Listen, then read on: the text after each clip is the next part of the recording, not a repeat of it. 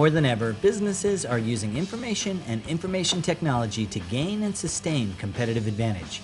Of course, that includes all businesses, not just those in the technology sector.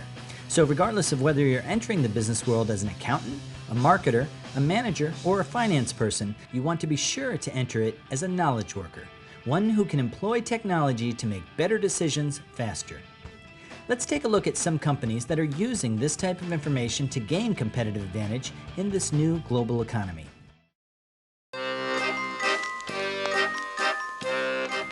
When one thinks about a traveling circus, technology is not the first image to come to mind, unless of course you're talking about Cirque du Soleil, a circus without animals which thrills audiences each and every day in 13 locations around the globe, with sales approaching $1 billion a year. So here we are in the old theater. This is about 10 minutes before we open the doors to the public, so very soon this house will be packed with spectators who hopefully will have a wonderful time tonight at Cirque du Soleil. By reinventing the concept of a circus, they've set a new standard for both imagination and technology. And we keep pushing the boundaries further and further as the company evolves, and we work with different creators who bring in all these different ideas. Ideas such as the O Show in Las Vegas, which is performed entirely in, under, and above a 1.5 million gallon swimming pool. This unique setting provided its share of technology challenges, including a need to control humidity and temperature in order to keep wet actors warm and huge audiences cool. In order to keep the performers happy, the water is kept at 88 degrees Fahrenheit, and we need to keep the audience members at a comfortable 72 degrees. So we had to create basically 2 microclimates in the room to keep everybody happy. For that solution, they turned to a computerized climate control system with 1,800 individual electronic sensors and air blowers, one for every seat in the theater. And this system that we used to create those microclimates actually won some awards because it was so innovative. It's this combination of technology and talent that allows Cirque to pull off its most breathtaking stunts. But more common, everyday uses of technology play an equally important role at Cirque.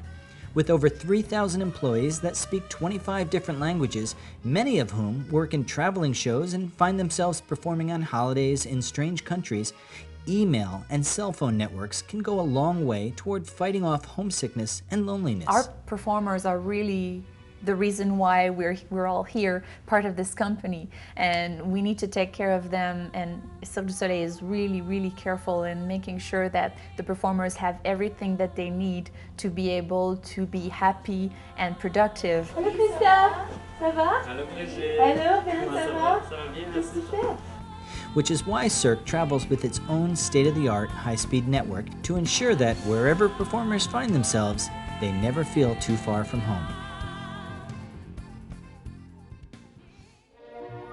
I felt that there should be some kind of an amusement enterprise built where that the parents and the children could have fun together.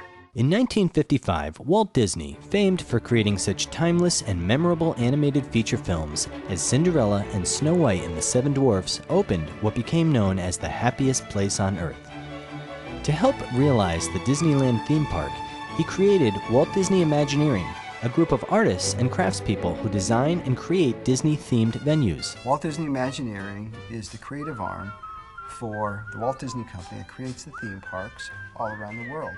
We dream it up, we come up with the ideas, and we design it, and we build it. Disney's newest theme park, Hong Kong Disneyland, is the 11th Disney park built and the first ever in the People's Republic of China.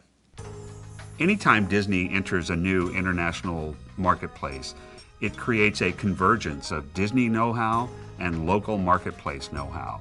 And Hong Kong Disneyland, for example, was no exception. While the design fundamentally takes place in Glendale, we hire additional people in Hong Kong. And there's really no way, I don't think, that we could bring all of the people from California. It would have been prohibitively expensive for us to have only Americans. Plus, you don't want to do that. You want to incorporate the local talents. You identify the best people that you can while the project is being designed and built, and then you keep the cream of the crop on staff, and they become part of the legacy moving forward for Imagineering based locally in that area. So if building a world-class theme park is challenging enough, How do you build one 7,000 miles from the home office, incorporate local talent, and bring the project in under budget and on time? The answer lies partly with the use of information technology, specifically project management software, which helps construction projects come in under budget and on time. At one point during construction, for example, the team had only a handful of months to install all of the underground utilities. If they missed the deadline, they'd run into monsoon season, which routinely delivers up to 20 inches of rainfall per day. Disney also used 4D visualization software, which marries a designer's 3D computer-aided design images with planning software that tracks construction schedules in real time. It helps it to see problems before they actually occur. This type of information is particularly valuable for a company like Disney, which incorporates such a wide cross-section of craftspeople. And that is a very, very big part of the job. There are so many crafts involved. I'm thinking of Main Street as an example where it kind of all comes together. There might be sculptors, set builders, people involved in sound and music and lighting and special effects. Of course, engineers, architects, show set designers, graphic artists. We have, environmentalists who monitor the water quality and the look of the water in the park. And of course, landscape architects. The numbers behind the overall Hong Kong Disney project are almost mind-numbing from a project management standpoint. More than 14,000 primary activities integrating over 100,000 contractors from 41 countries. The key at the end of the day is to make it not seem like it was so difficult, that it was just something easy and something that just kind of came together. It's kind of like a magic trick. Tracking information doesn't stop once the park is built, of course. Feedback is especially crucial to any company operating in a foreign country because it normally encounters so many new customs. This extends even to areas such as shopping and food services. One might think that in France, we wouldn't want to have American cuisine, that they'd want to have their own local indigenous cuisine. It is kind of the culinary capital of the world. But in fact, we found out that they do want a little bit more than what we were offering. They do want the burgers, and they want what we call the grazing food, the food that people can have as they walk through the park. Another thing, in Japan especially, gift giving is a really big part of their culture. So most of our shops are very, very popular and have a very high volume of guest traffic. So we actually have to have more cash registers, we have to have more queuing to account for that. And of course, the internet is one way to collect such feedback. We do use the internet for feedback, mostly listening to, in Japan, our guests that are giving us information about trends and things that are popular in the culture at the time.